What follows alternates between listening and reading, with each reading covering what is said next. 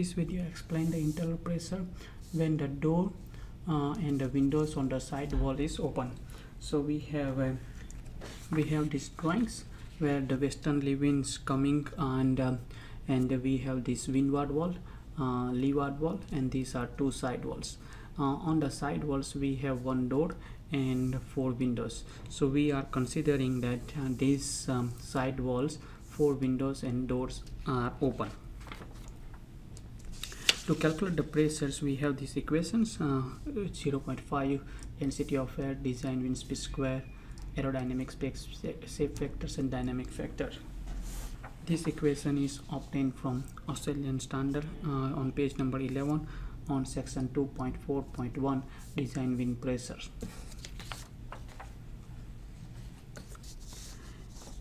In this design wind pressure, equation, only difference is aerodynamic shape factors that we calculating here. So the equation for aerodynamic shape factors is equal to CPI. On page 27, we have section 5.2a where we have calculated aerodynamic shape factors C fig I. Cp is equal to KCI. We previously calculated the Kc equal to 1, so we are taking Kc equal to 1 here. Now we like to find the CPI internal pressure coefficients from table 5.1 page number 31 for the opening on the side walls. On page number 31 we have a table 5.1b where we have opening on the side walls. These columns can be used when the openings on the windward wall. These columns can be used to calculate the CPI when the opening on leeward wall, and these columns can be used, this value can be used when the opening on side wall. So we are going to use these values, one of these values, but based on the calculation of ratio area. Now I have written here the whole description here: area of the opening on the one surface to the total area of opening on all other surface including permeability. So what is that ratio explaining on the figures? We are taking the ratio that we are going to find the opening area on this one side divided by the total area of the opening on the other side of the other structures. Now first find the area of opening on the side walls, which is area of the door plus area of the four windows. So we assume that these windows, four windows and doors are open. In the questions it has saying that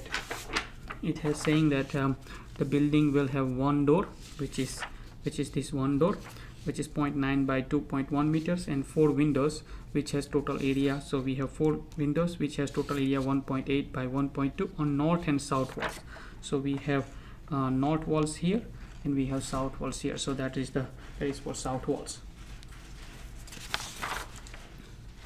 So to calculate the total area of opening on side walls, we are finding this area 0.9 times 2.1. So that is the area of the door, plus we are adding these four windows, which is 1.8 times 1.2, give us 4.05 meters square. Now we like to find the area of the total area on the other sides, other walls. Now we are assuming the leakage 0.1 permeability. Now first of all, area of the roof, we have two roofs, one on here, another one on that side. So we multiplying 2. 12.6 is coming from the questions.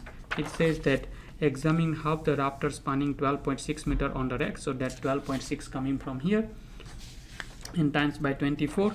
So 24 is this length of the rope. So that is from the questions, and 24 is this one. That gives us 604.8 meters square. Now area of the end walls. So those two walls, one is the windward and leeward wall. So we multiplying by 2. 23 is this width times the height of the building that we calculated in the previous video. So that's give us 241.5. Now area of the other side, which is 2.7 times 24, which is on this side we have a we have a height of 2.7 times 24, so that is only one surface, so that gives 64.8 meters square. Add them all together, give us 901.1, and we assume that the permeability is 0.1%. so taking the 0.1% of 911, which is multiplied by 0.1 times 911.1 over 100, it gives us 0.91 meters square. Now we are substituting these values, that we have an area of opening on side wall over total open area of the wall. So 4.05 is the area of this wall, which is the side walls, divided by permeability of total area, which is 0.91, give us 4.45. Now we found that largest opening on the side walls, as the wind is coming from here, this is windward wall and leeward wall, so this is on the side walls. So using the table 5.1b, page number 31, which is here, we need to calculate the CPI value. For that we have a ratio of 4.45, so 4.45 comes between 3 and 6. So over here CPI equal to CPE value, so we need to calculate the CPE for side wall. So using the table 5.1b on page number 31, we can have a CPI equal to CPE value. Now we need to calculate the CPE value for side walls, that is given on CPE value of the side walls, which is given on page number 34. Page number 34 on table 5.2c, we have CPE value for side walls.